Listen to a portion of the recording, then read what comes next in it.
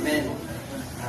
Diri sa Efeso 6:11, Maigsoon, isulog ninyo ang tibok inagiban sa Dios. Amen.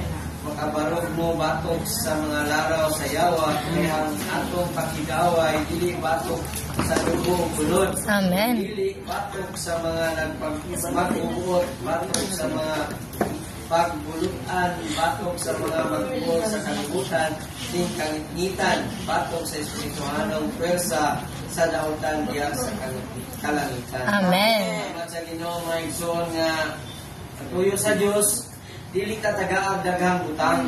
Yes. Tuyo sa Dios ang ihatag sa tuwa si Kristo, Maigsoon. Amen. Ngayon diri sa adlaw 5, dili tuyo sa Dios nga tagaan daghang butang, tuyo niya nga tagan tag usa ka persona nga si Kristo nga malangkugon sa tanan. Amen.